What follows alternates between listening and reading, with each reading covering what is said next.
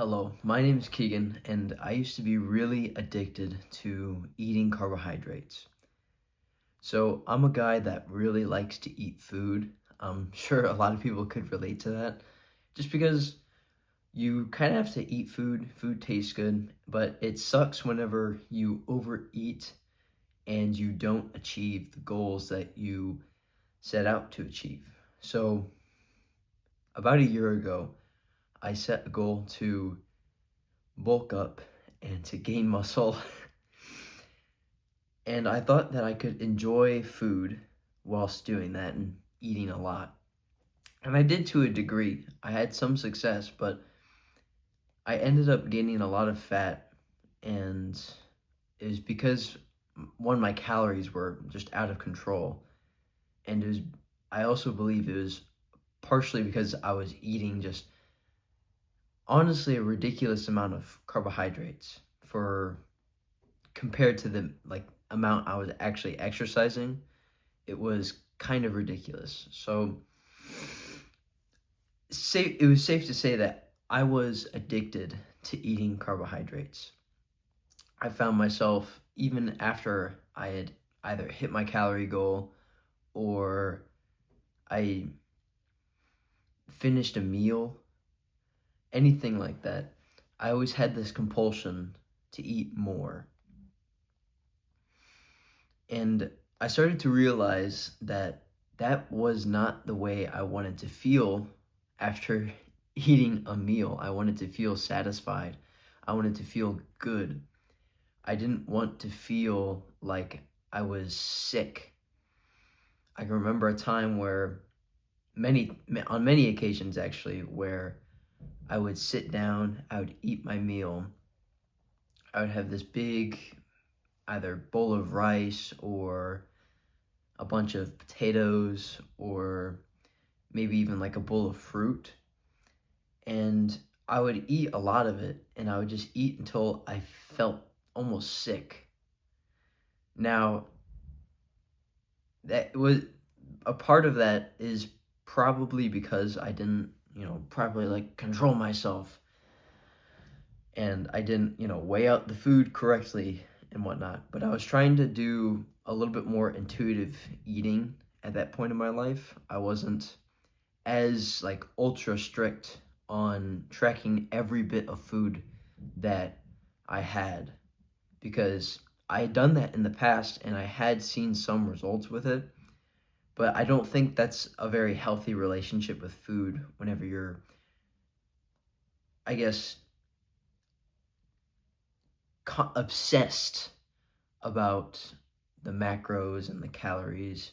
I don't think that's a healthy relationship with food. But I continued on that unhealthy relationship with food, going even trying to eat intuitively because I just overate and got fat from it. It was not fun, to say the least. That it wasn't a good time in my life. But I eventually decided that that's not how I wanted to live my life. And I actually discovered that you could survive without eating carbohydrates entirely. And so I decided to completely quit them.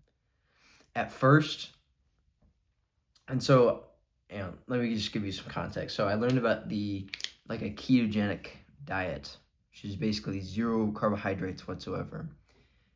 Zero sugar, zero starches, none of that stuff. Just protein and fat.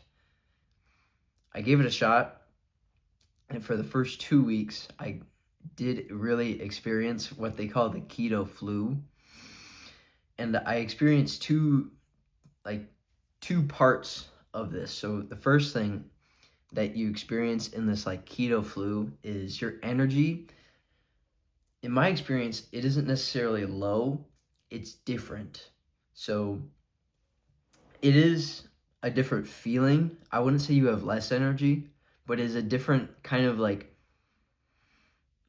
lower frequency, I guess, of energy that you're sitting at throughout those 2 weeks. It's a very different step change from the ups and downs from whenever you're eating a bunch of carbohydrates and you're have a sugar high at one point and then you're crashing like 10 minutes later. It's a lot different from that. It's like this steady, like weird energy that you start to feel. And while it seems kind of low because it's not like up and down, like you don't get the super high highs, it is a little bit more steady. But it does feel pretty weird, and you might think it's like low energy. And I did two at first, but kind of looking back at it, I don't think it was necessarily like super low energy. I was still able to run. I was still able to work out throughout that, so it wasn't anything crazy. But the other thing that I found out is in that transition period where I completely cut out carbs, right? I had these intense carb cravings. These intense carb cravings. It was this weird thing where I would look at like some fruit or some, I don't know, some like sugary nonsense, right? Something that would like taste really good, basically. And I would have this intense craving, this almost like desire, like I need it. I was almost like Gollum from Lord of the Rings, where he's like precious with his freaking carbs, dude. I was kind of like that, where I was just like, I was fiending for him. Like, you ever see those, if you're around my age or older, yeah, whatever. You see those like people who who are like, basically they smoke all the time or they vape all the time.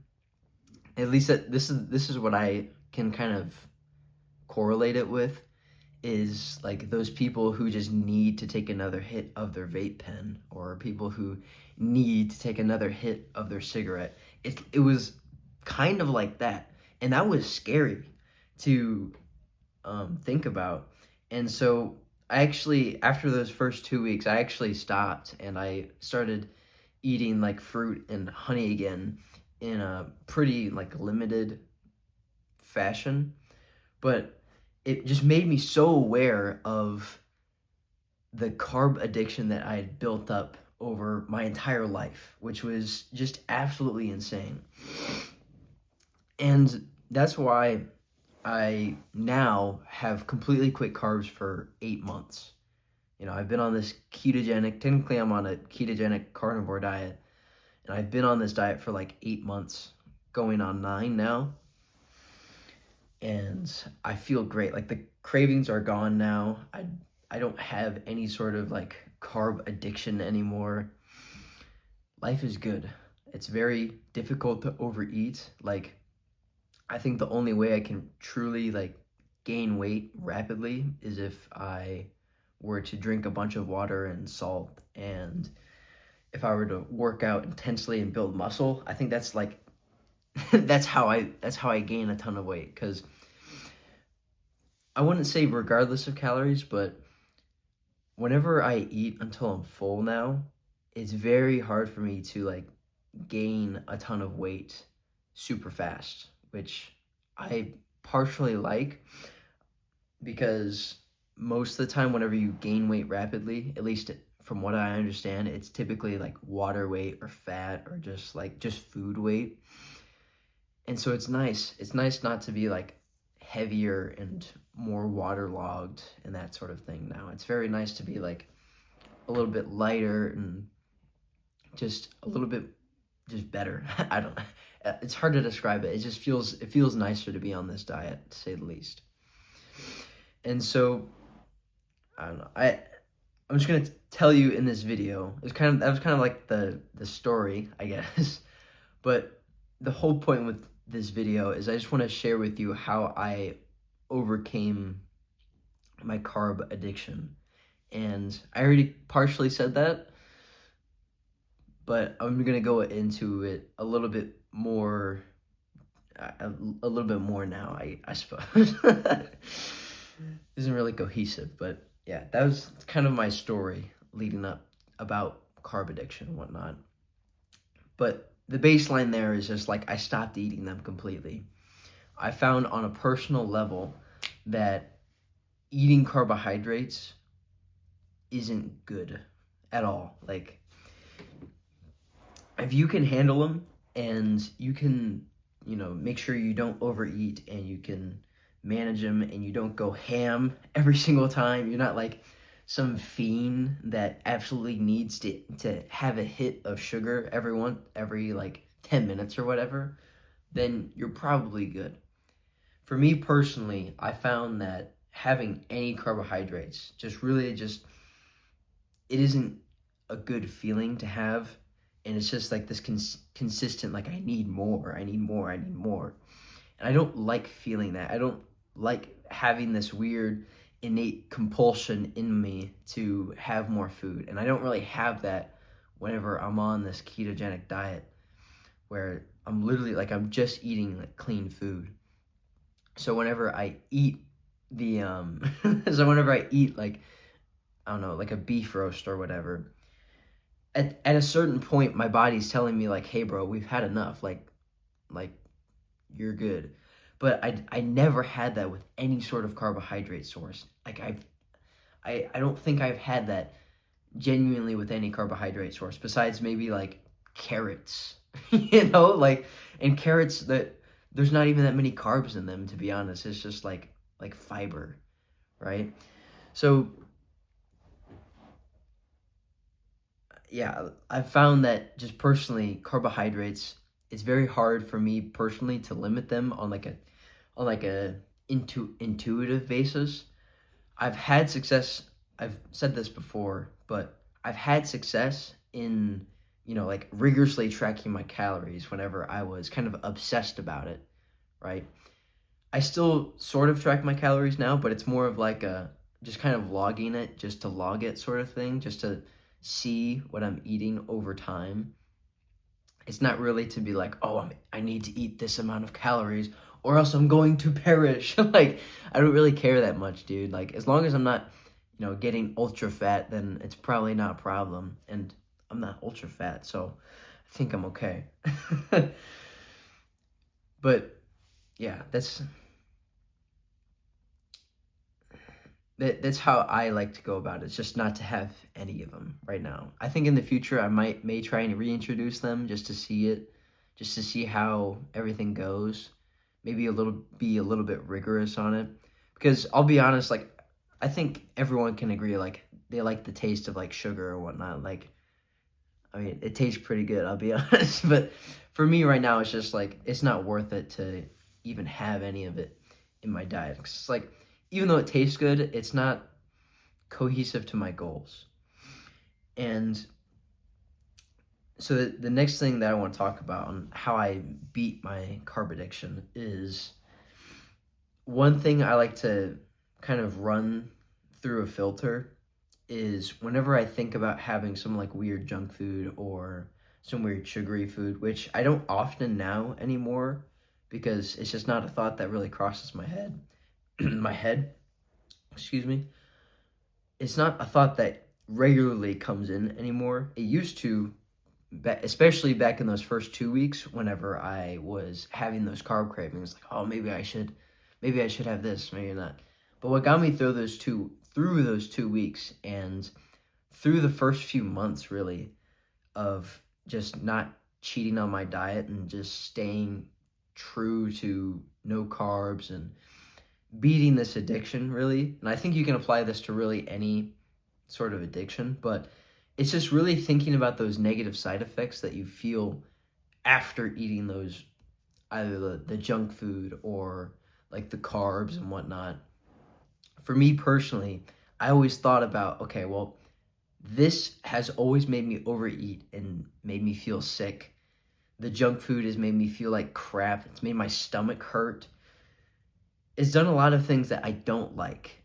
Even as much as I like the taste of like a Pop-Tart or whatever in my mouth, as much as I like the taste of blueberries or whatever, I still find myself overeating them, and it's not a good vibe that I like to live in. And so I think, okay, I try and like future cast this out. It's like, okay, if I eat this, I'm going to feel this way. So why would I do that?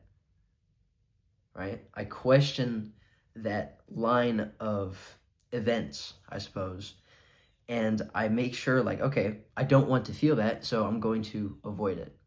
It's kind of like the negative feedback. It's like doing the negative part before the actual like negative effects happen. It's kind of like putting those into your mind.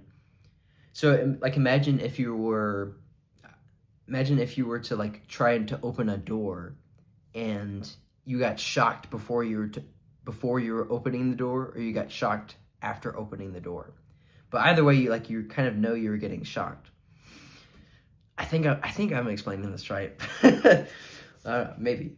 But so like before, yeah. So imagine you open up the door and then you get shocked, right? That's kind of like eating the food and then you feel the negative side effects. The next time you go to reach for that door, you're probably going to think twice, right?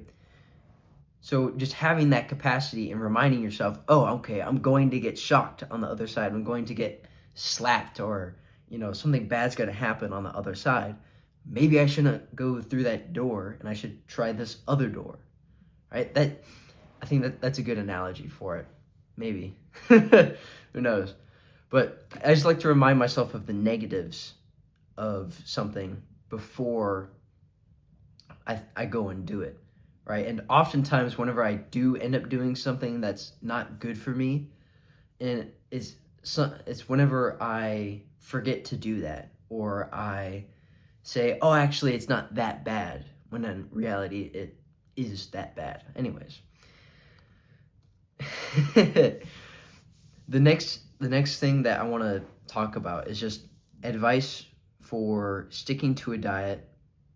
Yeah, to sticking to a diet and just sticking to any sort of like new habit or goal. And I think this kind of aligns with the new year that we've kind of gone in, like this, like New Year's resolutions. It kind of works. But it's whenever you think about deviating from your desired kind of actions, right? So you have a certain action that you want to do, right? Quitting carbs, or not overeating, or whatever it is, right? Like quitting junk food, getting healthier, etc., right? Like working out. There's going to be those times where you want to do something different. Maybe you want to have a cheat meal. Maybe there's some birthday cake. Maybe there's, I don't know, you want to skip a workout. Something that I am trying to do more of now is to remind myself of the specific goal or the mission that I have, and to value that over the short-term pleasure of having a cheat meal or taking a rest day, those sort of things. It's valuing that mission over everything else. And I think it's such a valuable thing to have a big mission that you're reaching towards and that you're climbing up to get, and that any sort of like distractions is going to hinder you and take your focus away from that goal, and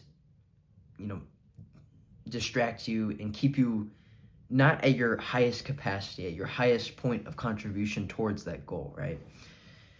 So that's the way I like to think, is like having that big goal would be is so beneficial for me, because so my goal is to get to the 800-meter state final, or to like break the school record, that sort of thing.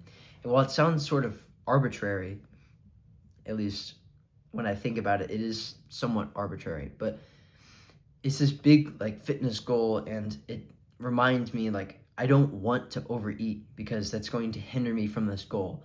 I'm not going to like slack off because that's going to hinder me from this goal. I'm not going to do this thing because it hinders me from that goal, right? Having this like big driving factor in your life, whatever it may be. It doesn't have to be something like arbitrary like a race, right? It can be something like, I want to be there for my family. I want to be the healthiest version of myself for my family.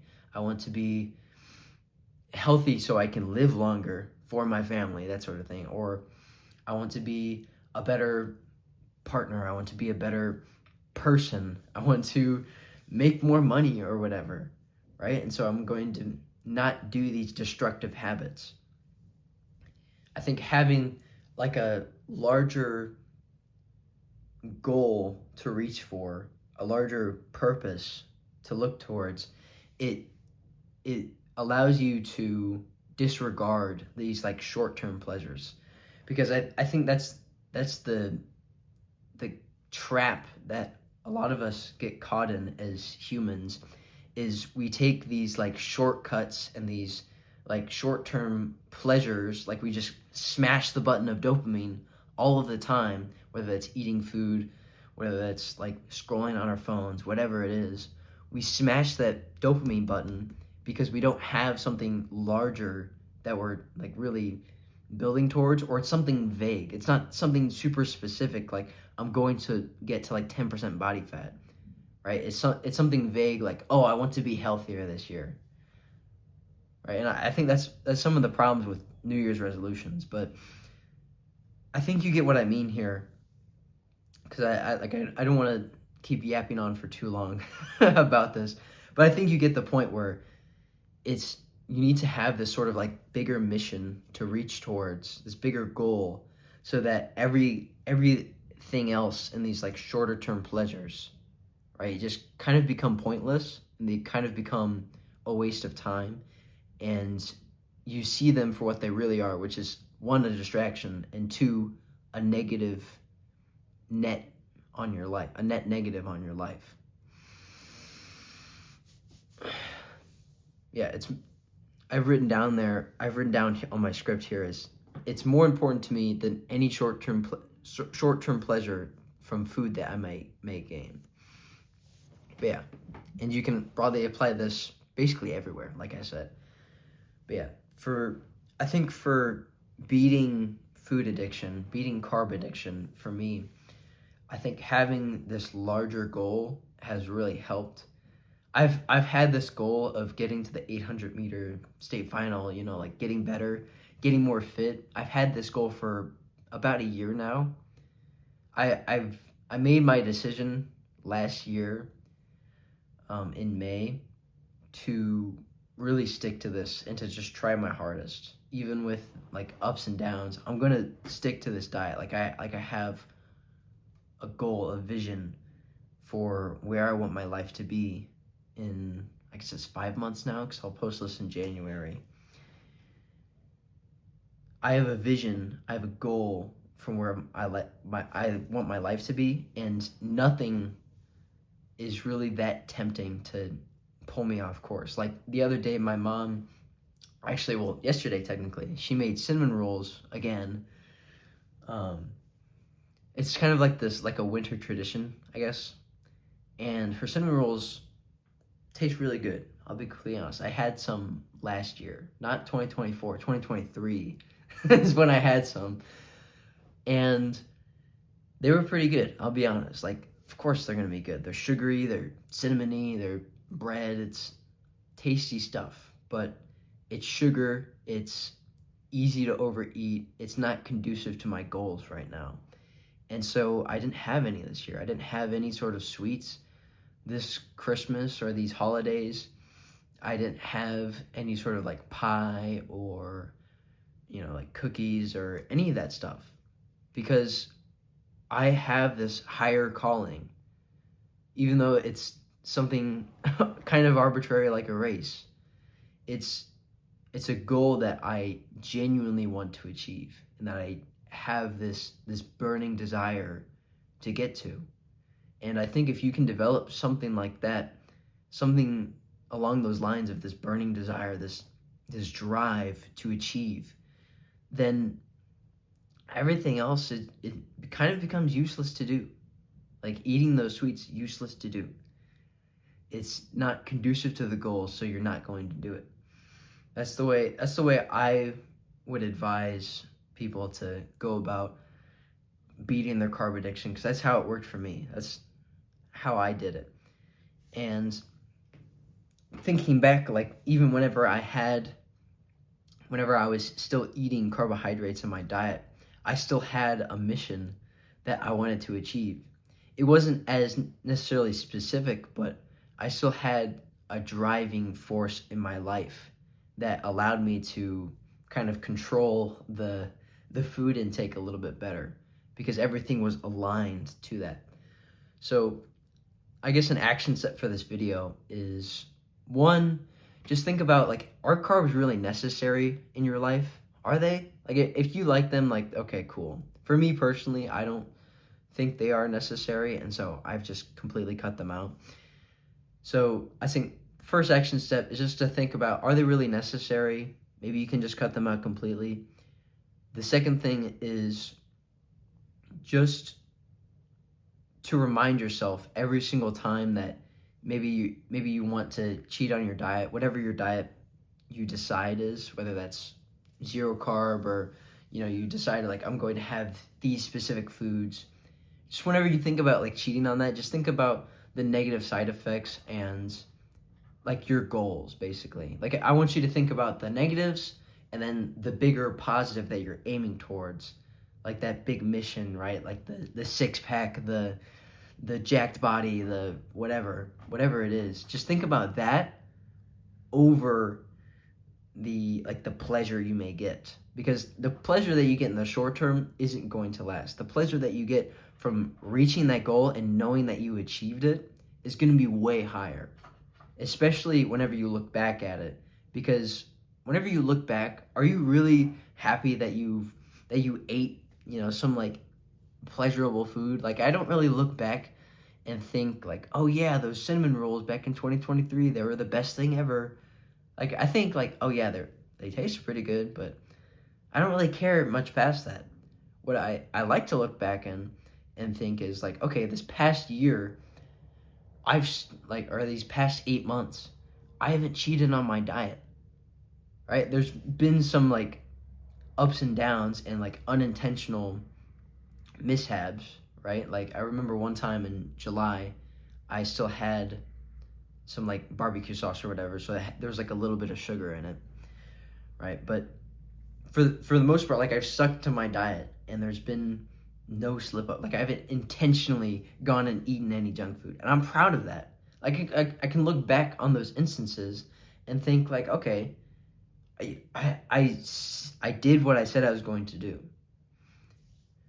So yeah, I think just reminding yourself of the negatives and the greater goal that you have will really help. So those are your action steps, and I hope this video has helped you out, man.